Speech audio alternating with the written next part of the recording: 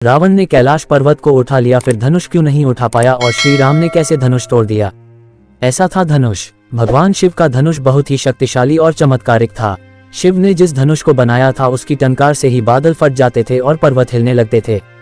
ऐसा लगता था मानो भूकंप आ गया हो। ये धनुष बहुत ही शक्तिशाली था। इसी के एक तीर से त्रिपुरासुर की तीनों नगरियों को ध्वस्त कर दिया गया था। इस धनुष का नाम पिनाक था। देवी और देवताओं के काल की समाप्ति के बाद इस धनुष को देवराज इंद्र को सौंप दिया गया था। देवताओं ने राजा जनक के पूर्वज देवराज को दे दिया। राजा जनक के पूर्वजों में निमि के ज्येष्ठ पुत्र देवराज थे। शिव धनुष उन्हीं की धरोहर स्वरूप राजा जनक के पास सुरक्षित था।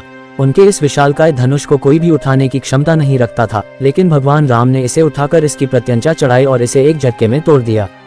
श्री रामचरितमानस में एक चौपाई आती है, उठहु राम भंजहु भव चापा, मैटहु तात जनक परितापाई। भावार्थ, गुरु विश्वामित्र जनक जी को बेहद परेशान और निराश देखकर श्री राम जी से कहते हैं कि हे पुत्र श्री राम, उठो और भव सागर रूपी इस धनुष को तोड़कर जनक की पीड़ा का हरण करो। इस चौपाई में एक शब्द है भव चापा, अर्थात इस धनुष को उठाने के लिए शक्ति की नहीं बल्कि प्रेम और निरंकार की जरूरत थी। यह मायावी और दिव्य धनुष था। उसे उठाने के लिए दैवीय गुणों की जरूरत थी। कोई अहंकारी उसे नहीं उठा सकता था। रावण एक अहंकारी मनुष्य था। वह कैलाश पर्वत तो उठा सकता था लेकिन धनुष नहीं। धनुष को तो वह हिला भी नहीं सकता था। वन धनुष के पास एक अहंकारी और शक्तिशाली व्यक्ति का घमंड लेकर गया था। रावण जितनी उस धनुष में शक्ति लगाता वह धनुष और भारी हो जाता था। वहां सभी राजा अपनी शक्ति और अहंकार से हारे थे। जब प्रभु श्री राम की बारी आई तो वे समझते थे कि यह कोई साधारण धनुष नहीं बल्कि भगवान शिव का धनुष है।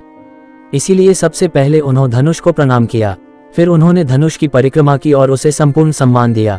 प्रभु श्री राम की विनयशीलता और निर्मलता के समक्ष धनुष का भारीपन स्वतः ही तिरोहित हो गया और उन्होंने उस धनुष को प्रेम पूर्वक उठाया और उसकी प्रत्यंचा चढ़ाई और उसे झुकाते ही धनुष खुद ब खुद टूट गया। कहते हैं कि जिस प्रकार सीता शिव जी का ध्यान कर सहज भाव बिना बल लगाए धनुष उठा लेती थी, उसी प्रकार श्री राम ने भी धनुष को उठाने का प्रयास किया और सफल हुए।